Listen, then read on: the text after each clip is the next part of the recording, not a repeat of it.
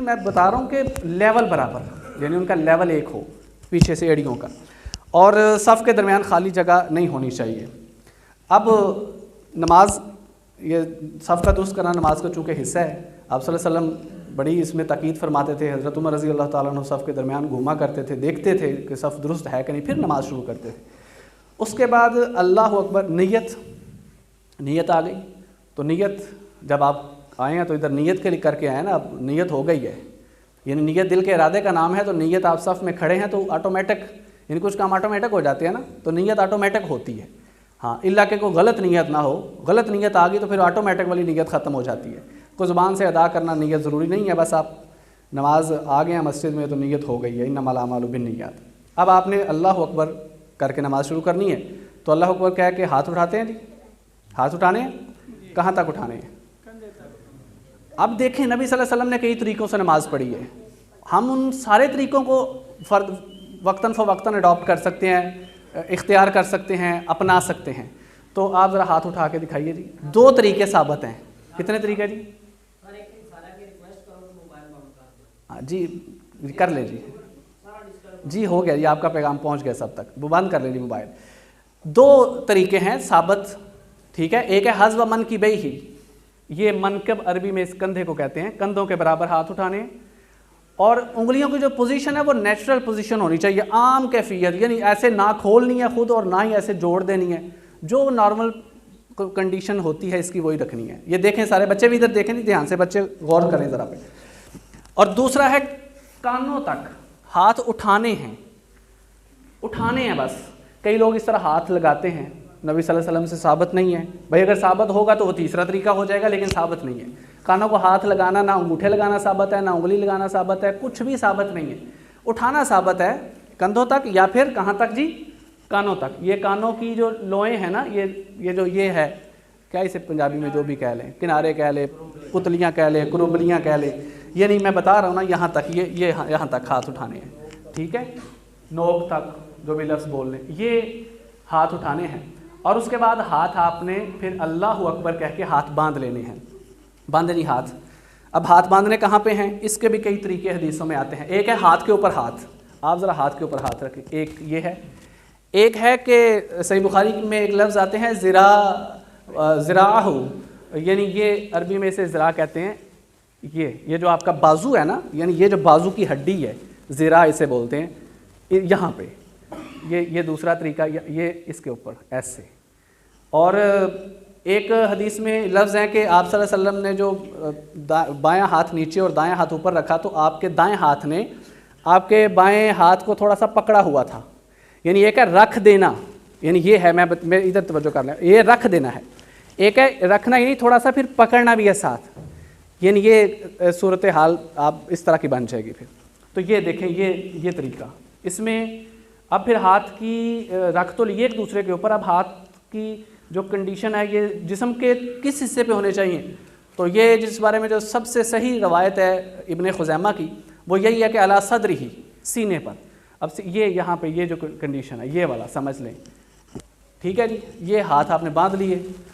میں ٹائم بھی ساتھ ساتھ دیکھ رہا ہوں، اس لیے میں ذرا جلدی کر رہا ہوں، ابھی جنازہ بھی پڑھانا ہے، ٹھیک ہے؟ جنازہ مطلب ادھر کر کے بتانا ہے، کسی کا پڑھانا نہیں ہے، پریشان نہیں ہونا آپ نے، ٹھیک ہے جی؟ تو یہ اس طرح ہاتھ باندھ لیے۔ اس کے بعد پھر اللہم باعث دعا پڑھتے ہیں، سبحانک اللہ پڑھ سکتے ہیں، اللہ اکبر کبیرہ والحمد للہ کثیرہ وسبحان اللہ بکرۃ واصیلہ، یہ بھی ایک دعا ہے جو آپ عید میں پڑھتے ہیں نا، آتی ہے نا یہ تو آپ سب کو، اللہ اکبر کبیرہ والحمد للہ کثیرہ وسبحان اللہ بکرۃ واصیلہ، یہ بھی دعا سبحانک اللہ کے ساتھ یا پہلے یا بعد میں آپ پڑھ سکتے ہیں، بلکہ ایک حدیث، اسی حدیث میں لفظ ہے کہ آسمان کے دروازے کھل جاتے ہیں یہ دعا پڑھنے سے۔ تو بہرحال اس کے بعد پھر اعوذ باللہ پڑھنی ہے، پھر بسم اللہ پڑھنی ہے، پھر کیا پڑھتے ہیں؟ سورت، اس کے بغیر نماز نہیں ہوگی، لا صلاۃ لمن لم یقرأ بفاتحۃ الکتاب، سورۃ فاتحہ کے بغیر نماز نہیں ہے، وہ اکیلا ہے، مقتدی ہے، امام ہے، پیچھے پڑھ رہے ہیں، نماز تہجد ہے، نماز تسبیح ہے، نماز جو بھی ہے، سورۃ فاتحہ کے بغیر نماز نہیں ہے۔ حضرت ابو ہریرہ سے کسی نے پوچھا تھا، بھئی ہم جب نماز امام کے پیچھے ہوں تب کیا کریں؟ صحیح مسلم کی حدیث ہے، انہوں نے کب فرمایا اقرأ بہا فی نفسک، تو اسے اپنے دل میں پڑھو، پڑھنا ضرور ہے، کیونکہ یہ اللہ نے بندے اور اپنے درمیان نماز کو، یعنی سورۃ فاتحہ کو تقسیم کیا ہوا ہے۔ تو یہ اس طرح آپ نے سورۃ فاتحہ پڑھی، پھر کوئی اور سورت پڑھنی ہے، امام کے پیچھے ہیں تو پھر خاموش، پھر نہیں پڑھنی۔ اس کے بعد رکوع جانا ہے، تو رکوع جاتے ہوئے بھی رفع الیدین کر کے جانا ہے، نبی صلی اللہ علیہ وسلم کی ساری زندگی میں ایک نماز بھی ایسی نہیں ہے، ایک بھی، کہ جو رفع الیدین کے بغیر ہو. بس اس سے بڑی بات کوئی نہیں ہے.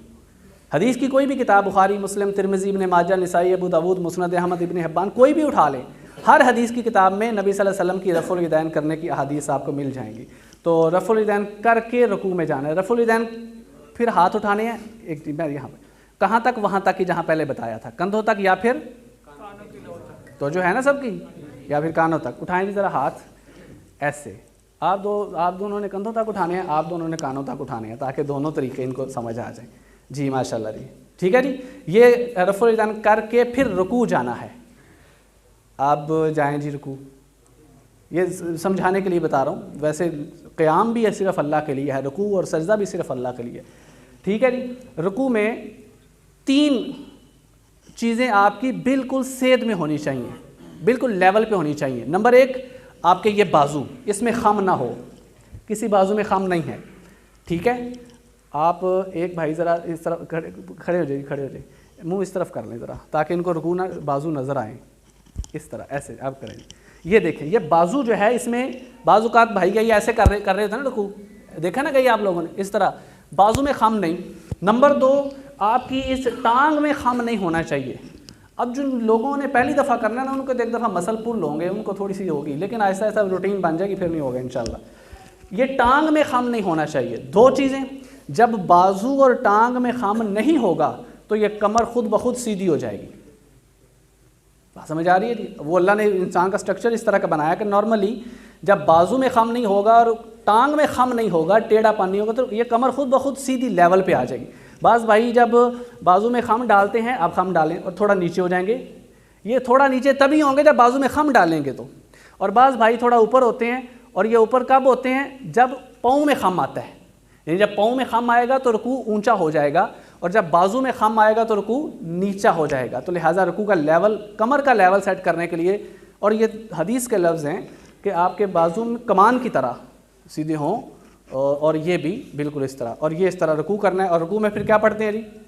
جزاک اللہ، سبحان ربی العظیم، سبحانک اللہم ربنا و بحمدک اللہم اغفر لی، اور بھی کئی دعائیں پڑھی جا سکتی ہیں.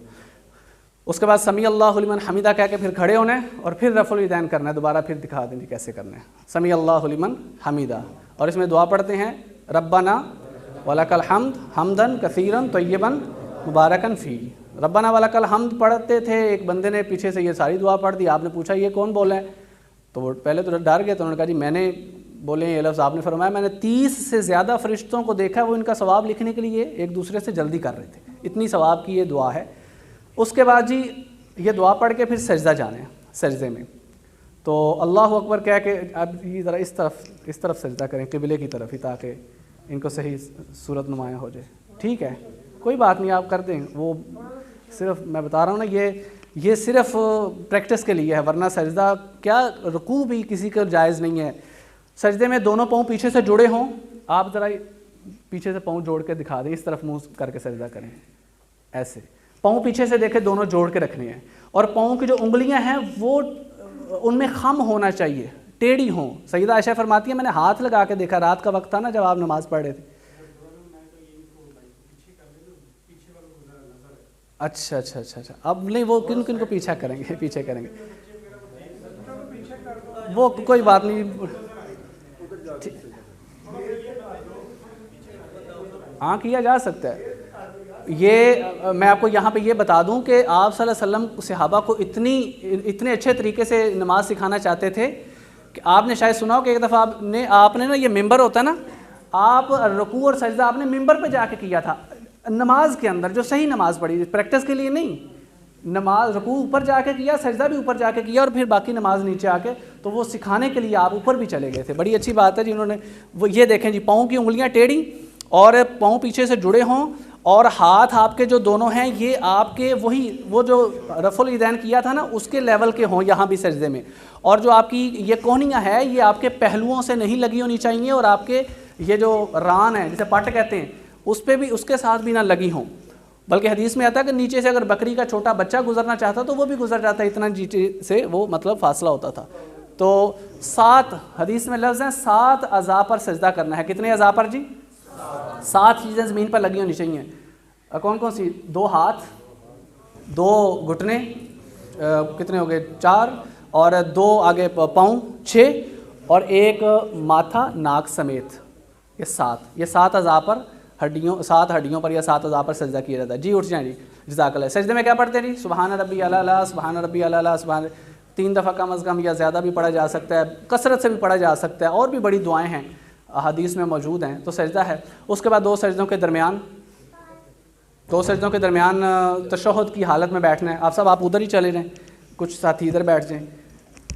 तो यहाँ पे तो बाज़ लोगों की इतनी स्पीड होती है कि बस एक सजदा किया तो दूसरा उठ के साथ ही फ़ौरन धड़ाम से सजदे में। भाई इधर दुआ है एक पूरी, जो सही मुस्लिम में और सुनन अबी दाऊद में और भी कई किताब में आती है। तो हाथ आपके जो है ना, नहीं ये उंगली वाला, ये सीधे हाथ रान पे रखने हैं। 2 सजदों के दरमियान हाथ आपके रान पे होने चाहिए। और इसमें दुआ है एक, अल्लाह रब्बी ग़फ़िरली, रब्बी ग़फ़िरली, ये भी एक दुआ है। एक मशहूर दुआ, अल्लाहुम्मा ग़फ़िरली वरहमनी वजबुरनी वरफ़ानी वहदिनी वआफ़िनी वरज़ुक़नी, ये दुआ पढ़नी है। और जो आपके पाँव हैं ना दोनों सजदों के दरमियान, एक पाँव की उंगलियां टेढ़ी करके बायां पाँव की उंगलियां फोल्ड करके, मोल्ड करके, घुमा के, तो जो आपका दायां पाँव है इसको बिछा के इसके ऊपर बैठना है। ठीक है, ये कंडीशन देखें ज़रा आप, ये थोड़ा सी अपनी कमीज़ अंदर कर लेना ताकि इनको नज़र ऐसे, ये देखें जी ज़रा, उंगलियां दायां, हाँ दायां, सॉरी मैं गलती हो गई है, ये देखा ना, बड़े आप तवज्जो है आपकी माशाल्लाह। ये दायां पाँव उंगलियां टेढ़ी और बायां जो है ना उसको बिछा के उसके ऊपर बैठना है। ये 2 सजदों के दरमियान, और दुआ पढ़नी आराम से। ठीक है, दुआ आपको आती है, नहीं आती तो आप प्यारे रसूल की प्यारी दुआएं या किसी किताब से याद कर लें। उसके बाद फिर दूसरा सजदा पहले की तरह होगा। ठीक है, फिर उसके बाद दोबारा इसी हालत में बैठ जाना है। और अब 1 रकत कंप्लीट हो गई है। इसी तरह आपने 2 रकतें फजर की तो 2, फिर या 4, तो अगर 4 या 3 रकतें वाली नमाज है तो 2 रकतें पढ़ के जो तशहुद बैठते हैं, तो तशहुद का तरीका भी मैं बता देता हूँ। तो तशहुद के बाद फिर आपने रफ़ुल यदैन करना है। ये तीसरा मौका आम तौर पे होता है पहले को छोड़ के, वहाँ पे फिर रफ़ुल यदैन करके आपने हाथ बांध रहे हैं। तो तशहुद में सुन लें, बस वो तहियात पढ़ते हैं, सारी दुआएं आपको आती हैं, फिर दुरूद शरीफ है, फिर उसके बाद दुआएं हैं, और उसके अलावा भी आप अरबी में जितनी दुआएं मांग सकते हैं। और तशहुद के अंदर उंगली हिलाने का मसला भी मुख्तसर सुन लें। उसमें एक चीज़ तो ज़रूरी है, वो है इशारा करना। आप सल्लल्लाहु अलैहि वसल्लम हाथ की कैफियत, ये 3 उंगलियां, कई तरीके हैं, मैं बस एक आपको आसानी वाला बता रहा हूँ। 3 उंगलियां दोहरी करके इसको ऐसे कर लें, यानी जैसे ऐसे हम करते हैं ना, ऐसे आम मुट्ठी बंद कर लें, एक उंगली उठा दें। तो ये इस तरह आप अपने दाएं वाला हाथ जो है इसका एक उंगली का इशारा करना, ये तो आप सल्लल्लाहु अलैहि वसल्लम इशारा करते थे। अब है उंगली हिलाने की कैफियत, उसमें दोनों तरह की हदीस आती हैं। एक हदीस में है कि आप सल्लल्लाहु अलैहि वसल्लम उंगली हिलाते थे और वो सारा तशहुद ही हिलाए जा सकते हैं, सलाम तक, आप सलाम तक उंगली हिलाते रहे हैं। इसकी फजीलत है हदीस के अंदर, शैतान पे ये ज़रब लोहे से ज़्यादा सख्त है उंगली हिलाने की। और एक है कि उंगली ना हिलाएं और इशारा किया रखें बस, यानी ये भी हदीस सही, हदीस से साबित है कि सिर्फ इशारा किया रखें सलाम तक। और आपकी नज़र जो है आप सल्लल्लाहु अलैहि वसल्लम की इस उंगली पे होती थी। अब कई लोगों के लिए ये मसला शायद नया हो, लेकिन बहरहाल ये है तो सही है, अब इस पर अमल भी करना है। उंगली पे नज़र, उंगली से तजावुज़ नहीं नज़र करती थी। तो इस तरह फिर दुआएं पढ़े, तो उसके बाद आप दाईं तरफ पहले और फिर बाईं तरफ सलाम। टाइम काफ़ी हो गया अभी, जनाजा भी। हाँ जी, हाँ बिल्कुल,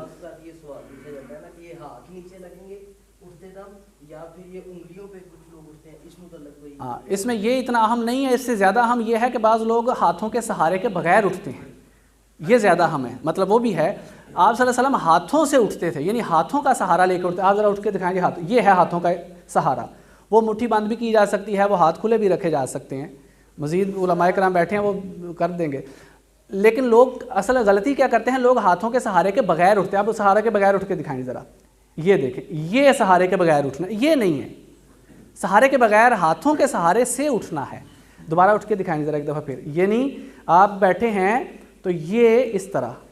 और यहाँ पे एक मसला रह गया पहली रकत वाला, उसमें तवर्रुक जिसे कहते हैं, कि पहली रकत में क्यों लोग क्या करते हैं, ज़रा उठ के दिखाएं। जो लोग करते हैं पहले वो बताएं। दूसरा सजदा किया आपने, ये दूसरा सजदा है, लोग क्या करते हैं, ये नहीं करना, ये नहीं करना, ये देखें ना भाई, आप दूसरा सजदा किया है, उसके बाद उठे। आप सल्लल्लाहु अलैहि वसल्लम बैठते थे आराम से, फिर दोबारा से उठते थे, जलसा इस्तराहत, सॉरी जिसे कहते हैं, तवर्रुक नहीं।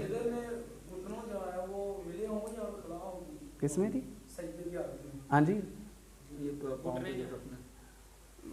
گھٹنے آپس میں نہیں یہ آپس میں نہیں ملیں گے، مطلب اس میں عام نارمل کنڈیشن ہی رہے گی اس کی، مطلب سجدے میں آپ جب جائیں گے تو گھٹنے عام جو حالت ہوتی ہے اس کی وہی رہے گی، جیسے آپ رکوع سے مطلب آپ سیدھا سجدے میں جائیں نا ڈائریکٹ، آپ یہ دیکھیں یہ بات ایسے ہی رہے گا اس کو، یعنی اس کو نہ ملانے کی ضرورت ہے نہ کھولنے کی ضرورت ہے، دوبارہ سے اس طرح آپ دوسری بات یہ بھی وضاحت کر دیں کہ جب بندہ رکوع سے جاتا ہے سجدے میں تو اس وقت بعد لوگ یہ ہاتھ لگائے، بالکل یہ بھی ہے، بالکل یہ دیکھیں بڑی چیزیں بہت زیادہ چیزیں ہیں، وہ بہرحال آپ بتاتے رہیں گے، تو یہ ہاتھ پہلے زمین پہ رکھنے ہیں، یہ ذرا جب سجدے میں جانا ہے یہ پہلے ہاتھ پھر گھٹنے، اچھا غلط جو کرتے ہیں غلط بھی کر کے بتائیں ذرا، یہ غلط دیکھیں یا غلط دیکھ لیں، یہ غلط ہے، یعنی پہلے گھٹنے نہیں پہلے ہاتھ، یعنی سنن ابن ماجہ کی جو حدیث ہیں ابی داؤد وغیرہ کی، پہلے ہاتھ اور پھر گھٹنے، اور اٹھتے ہوئے پہلے کیا اٹھانا ہے جی؟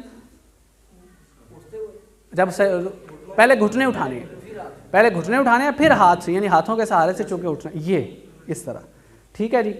اب تو باقی مسائل تو بے شمار ہیں نماز کے، تو وقت جتنا ہوا تھا میں بتا رہا ہوں اس میں، تو آخری تشہد میں پھر تھوڑا سا فرق ہے، تھوڑا سا فرق ہے، وہ ہم تو ایک دفعہ مسجد میں ہم نے جب ہمارے طالب علم ادھر پڑھتے تھے، میں بھی طالب علم ہی تھا، تو ہم جب بیٹھے تشہد سنت کے مطابق، تو ایک بندے نے آ کے کہا بھائی یہ تم کیسے بیٹھے ہوئے ہو، نمازی تھا بڑا پکا، وہ کہتے اس طرح تو عورتیں بیٹھتی ہیں، تو ہم تو بچے تھے ہم نہیں بولے، پھر ہمارے استاد محترم نے بلا کے کہا کہ نہیں عورتیں نہیں، سنت طریقہ یہی ہے بیٹھنے کا، آخری رکعت میں تورک کرتے ہیں، جو میں لفظ غلطی سے پہلے بول گیا، تورک ہے، تورک کیا ہوتا ہے؟ بیٹھیں جی، تورک یہ ہوتا ہے کہ اپنا پاؤں باہر نکال، یہ قمیض تھوڑی اندر کر لینا تاکہ ان کو، اپنے پاؤں پہ نہیں بیٹھنا، پاؤں اندر نکال دینا ہے، یعنی یہ جو دایاں پاؤں ہے اس کے نیچے سے پاؤں نکلا ہوا آپ کا دیکھیں نظر آ رہا ہے، اور آپ نے زمین پہ بیٹھنا ہے، یہ زمین پہ بیٹھا جائے گا، کولے پہ سیٹ پہ اس پہ بیٹھنا ہے آپ نے، اور آپ کا جو بایاں پاؤں ہے وہ دائیں پاؤں سے اندر سے باہر نکل، آپ اس طرف منہ کریں ذرا، ان کو پاؤں نظر آئے،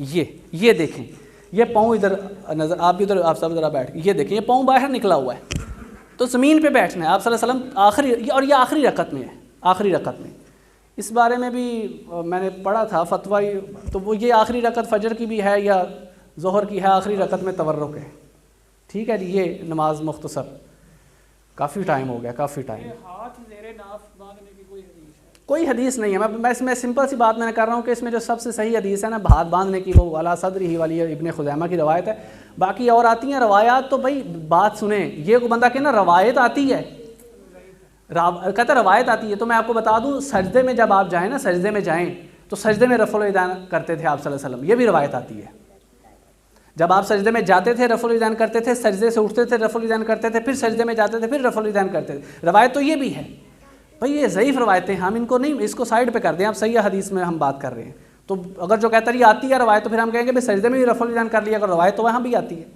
تو ہم صحیح حدیث سے نماز کا طریقہ الحمدللہ وہ کر رہے ہیں جی، ہو گیا جی بس، باقی مسائل آپ علماء سے پوچھ سکتے ہیں، اس کے ریلیٹڈ کوئی ڈائریکٹ کویسچن ہو تو وہ آپ کر سکتے ہیں۔ اب جنازے پہ آئیں جی، ٹھیک ہے جی۔ کسی شخص کی شلوار اس وقت نیچے ہوتی ہے جب وہ وضو کر رہے ہیں، تو ایسی صورت میں اس کا وضو ہو جائے گا؟ بھائی بات یہ ہے کہ دو الگ الگ مسئلے ہیں، نماز اپنی جگہ پہ ہے، اذان اپنی جگہ پہ ہے، شلوار کا مسئلہ اپنی جگہ، اس کا نماز کے ساتھ کوئی تعلق نہیں ہے، وہ الگ بات ہے کہ علماء کرام نماز میں تاکید کر دیتے ہیں کہ بھائی شلوار ٹخنوں سے اوپر رکھو، سندن اس طرح کی سند شیخ صاحب بیٹھے ہیں۔